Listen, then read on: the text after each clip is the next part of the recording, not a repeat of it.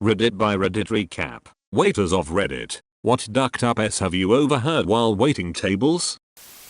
Worked at an airport and I was cleaning the tables while I overheard a man and his high-class prostitute he had flown in talk about terms and conditions as well as ordinary things. Apparently it was the first time he'd done it and he was nervous his wife would somehow find out. They discussed do's and don'ts and well, you get the idea. But in all honesty, the bloke seemed like a shy guy, didn't look bad, and the hooker was exemplary in the way she treated him. And the money she earned was more than my monthly salary.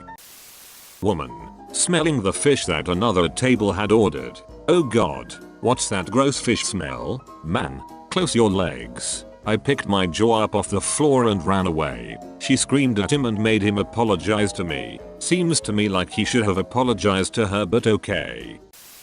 I was busting this table and I can hear these two guys speaking in Vietnamese to each other. One asks the other what they think about me. The guy responds and said I'm cute but I have a flat chest. Also, in my defense, we had to wear these oversized unisex shirts that was not flattering. But anyways, I just keep doing what I'm doing and continue on. When they came to the register to pay, one asked me what nationality I was and I smiled and said I'm Vietnamese. They looked shocked. Then asked me if I spoke it, which I responded I did. Then he asked me in Vietnamese if I'm understanding him right now and I responded back in Viet that yes I do. They didn't say anything else and left.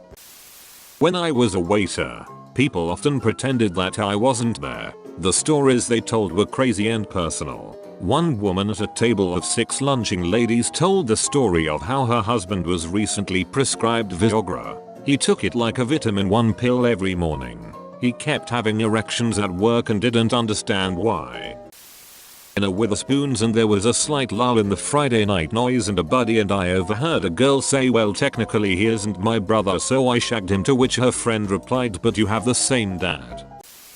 We had a couple who would come in regularly and always asked to be seated in my co-workers section. They were probably in their 60s and were always really affectionate and cute with each other. My co-worker would joke around with them all the time. One day the man came in with a different woman than usual, and my co-worker jokingly told him, "Ooh, you're in trouble. I'm going to tell your wife you were here with another woman." Woman said, "Excuse me, I am his wife. Who the duck has he been coming here with?" Dead awkward silence while she death glares at her extremely uncomfortable looking husband. My co-worker just turned around and walked away. This happened to me.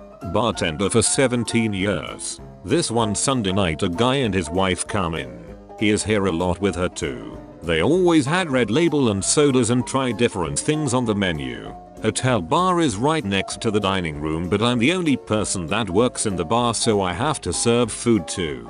About halfway through their meal I check on them and tell them I like it when they come in because it helps me learn the menu, since they try many different things. She looks at him and says, "You've been here before?" He says, "No, never." A little while later he catches me in the hallway and yells at me for mentioning he's been here before. I say, "You two always come here." He says, "You." That's my wife. The other girl I bring is my girlfriend. He dates a girl that look like his wife and drinks the same scotch and sodas as his wife, and brings his wife to the same hotel bar as he brings his GF, and I'm the LOL. I was at the bar, not waiting tables, but I have to. The first was a couple that sat down directly in front of where I was washing glasses. This was during the NBA finals, so I thought it was a bit odd they seemed so sad while everyone else was enjoying the game. They spent at least 4 hours there, and from what I was able to hear they were discussing having another kid to fix their relationship. I guess she had cheated on him because she felt empty but didn't want to end their relationship as they already had kids together. The guy was clearly very upset but said he'd support her if this is what she wanted. The other was last week during a huge fundraiser we hosted. A group of 3 or 4 ladies were noticeably uncomfortable, and when I asked if they were okay they told me that one of them had a stalker who constantly shows up at her house, work, etc., and calls her repeatedly. He just showed up to the bar. She had threatened to call the police if he didn't leave her alone. So what did he do? Naturally he bought her a drink as an apology. I overheard a customer talking about someone coming and being so much fun. I assumed she was pregnant because she seemed to be showing a bit. I decided midway through the dinner to congratulate her on being pregnant. To my horror, she said, "I am not pregnant." I felt horrible. I told my manager, who comped their meals, and I hid in the back for the rest of their dinner. Push comes to shove, she refused to let the manager comp her meal and left me a $20 tip with a note that said I was kidding, I'm due in July. I sat at a table of 3, a mom, her daughter, and grandma. After sitting, grandma left to order spaghetti at the Italian place next door. Mom seemed to be having an existential crisis. I asked her what she wanted to drink. "I don't know," she said. "Can I get you some water?" I asked. "I don't know. Do you want me to come back later?" "I'm not sure." The daughter, who was getting impatient, stood up on her chair. "Hey," she said, "I'll have you know, I want apples. But first I have to get you something to drink. Would you like some water?" "I want apples." Grandma ate Italian food in silence while mom stared at a menu for an hour and a half, and the daughter ate apples. When they finished, mom paid, and they left. She tipped well, considering all they bought was 50 cents worth of apple slices. TLDR. I sat and waited on a living Wes Anderson movie. Party of 5 or 6. It's a group of friends having dinner. In walks a clown. Clown starts randomly walking around the restaurant doing balloon animals for kids and death like that. I have no idea what the duck is going on. We didn't hire this guy. He walks over to the table of 5 or 6 and selects a man from the table to perform a magic trick for. He did the trick. A small flash of smoke and fire happens, and then magically there is an engagement ring on a rope. The man takes the ring and the woman gets on her knees and asks the man to marry her. The man says no, tells her to get up, and they continue dinner. This table now has the attention of the entire restaurant, like 300 to 400 people on our busiest night. Everybody just turned away and started awkwardly eating like nothing happened. Had a guy confess to banging his soul sister when I brought their drinks to them. It was an anniversary. I guess he thought it would be the least likely place for her to cause a scene. She caused a scene. These aren't so much overhearing, but here's a few things that stand out in memory from when I worked at Denny's when I was 17.